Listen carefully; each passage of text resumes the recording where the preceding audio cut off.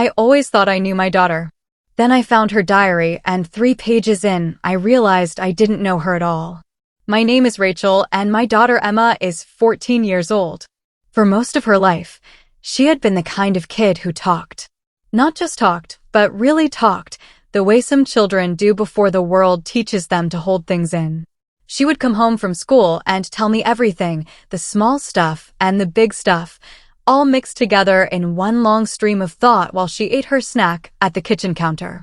I used to joke that I knew more about her classmates than I knew about some of my own coworkers. That started to change around the beginning of this school year. Not all at once, but gradually, the way most real changes happen. She started middle school the year before, and I told myself the quietness was just part of growing up. Kids get more private as they get older. They start having their own world, their own thoughts, things they don't necessarily want to share with their mom anymore. I had read that somewhere, or maybe a friend told me, and it sounded reasonable enough that I didn't question it too closely. But it wasn't just privacy. It was something else, something I couldn't quite name. Emma started coming home and going straight to her room. She used to leave her shoes by the door and immediately start talking before she even got her backpack off. Now she would walk past me with a quiet hello, disappear upstairs, and not come down again until dinner. Dinner itself became quieter too. I would ask about her day and get a one-word answer. Fine. Okay. Nothing much. The kind of answers that close a door instead of opening one. I noticed other things if I'm honest with myself, though I didn't let myself look at them directly. She stopped asking to have friends over on weekends. She used to have 2 girls from her old elementary school who would come by almost every Saturday, and at some point that just stopped happening, and I never asked why. She started wearing the same gray hoodie almost every single day, even when it was warm out, like she wanted to take up less space in the world. Her phone, which she used to leave lying around without a second thought, started staying face down, always within reach, like she needed to know the second anything happened on it. I told myself these were normal teenage things. I told my husband, Mark, the same thing when he mentioned once that Emma seemed different lately. We agreed she was probably just going through something typical for her age, finding her independence, pulling away a little the way teenagers are supposed to. We didn't push. We gave her space because that's what every parenting article tells you to do. Give them space. Let them come to you when they're ready. She never came to me. It was a Thursday afternoon, and I was doing laundry, going through the usual pile of clothes scattered around her room because Emma was, despite everything else, still very much a 14-year-old when it came to keeping her space tidy. I was gathering things off the floor near her desk when I saw the corner of a notebook sticking out from under her mattress. It wasn't hidden particularly well, just tucked there the way you tuck something when you want it out of immediate sight, but aren't truly worried about anyone looking. I want to be honest about what happened next, because I've thought about it many times since. I knew, even as I was reaching for it, that this was her private space. I knew that what I was about to do crossed a line that I had always told myself I wouldn't cross with my children.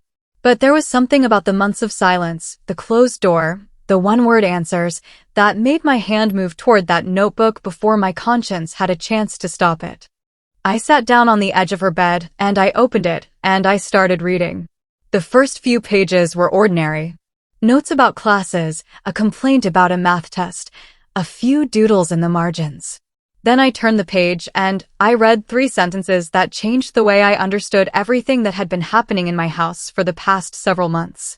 The 3 sentences were simple, written in Emma's careful handwriting, the kind of handwriting that still had a little roundness to it even though she was trying hard to make it look more grown up.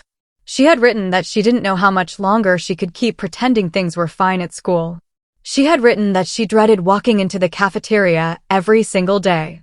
And she had written that she had stopped telling me about it because she didn't want me to worry, and because she didn't think there was anything I could actually do to fix it anyway. I sat there on her bed for a long time before I turned the next page. What I found, over the following entries, was a slow and painful record of something that had been building for months.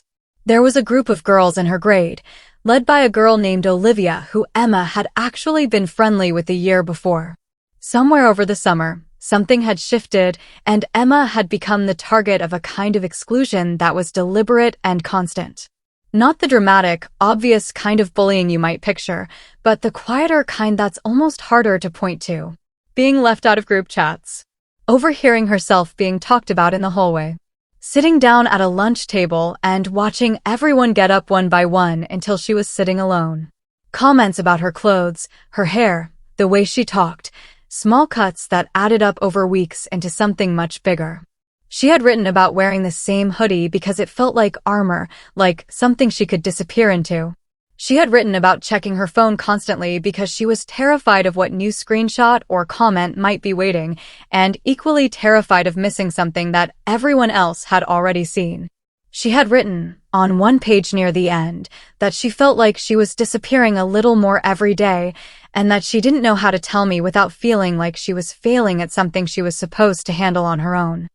I closed the notebook and sat there in her room until I heard the front door open downstairs. Emma was home from her after-school study group. I went down to meet her, and I made a decision in that moment that I think mattered more than almost anything else I did afterward. I told her the truth. I told her I had found her diary, that I knew I shouldn't have read it, and that I was not going to pretend I hadn't. I told her what I had read. She went very still when I said it. Then she started crying, the kind of crying that comes when something held in for too long finally has somewhere to go. She told me she had wanted to tell me so many times, but kept stopping herself because she didn't want to be a burden, and because part of her thought maybe it would just get better on its own if she waited long enough. I told her I was sorry. I told her I should have asked more questions months ago instead of accepting one-word answers and telling myself it was just normal teenage distance. I told her that finding out this way wasn't right, but that I was glad I knew, because now we could actually do something about it. We sat at the kitchen table that night, the three of us, because Mark came home partway through the conversation and joined us. We talked for almost 2 hours. Emma told us things in person that were even harder than what she had written down, including a specific incident a few weeks earlier where Olivia had created a group chat specifically to make fun of a photo of Emma, and most of their grade had ended up seeing it. We didn't fix everything that night, but we made a plan.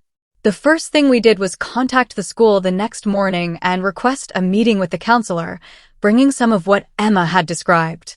The school took it seriously once they understood the scope of it, and after several conversations, Emma made the decision, with our support, to transfer to a different school for the second half of the year. It wasn't an easy decision, and there was a lot of anxiety about starting over somewhere new. But Emma said something to me before her first day that I think about often. She said that starting over scared her, but staying scared her more. The new school turned out to be a genuine fresh start. She made a few friends slowly, the way real friendships actually form, not all at once. And we did something else that came out of one of our long talks that week. Emma had always liked taking pictures, just casually, on her phone, of things around the house or during family trips. We signed her up for a weekend photography course at the community center, something just for her, something completely separate from school and the version of herself that had been hurt there. She came home from the first class with her phone full of pictures she had taken of light coming through a window, and she spent almost 20 minutes explaining the settings to me in more detail than I asked for, and I let her, because I had missed hearing her talk like that for a long time. The biggest change wasn't the school or the photography class, though both mattered. The biggest change was between Emma and me. We started having a kind of conversation we hadn't had in months, the kind where she actually told me things as they happened instead of weeks later, if at all.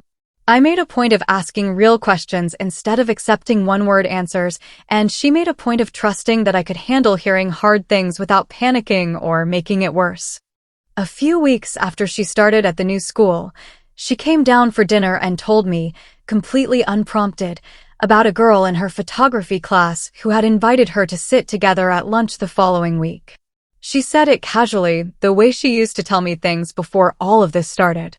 I asked her how she felt about it, and she looked up from her plate and said it felt like maybe things were actually going to be okay this time.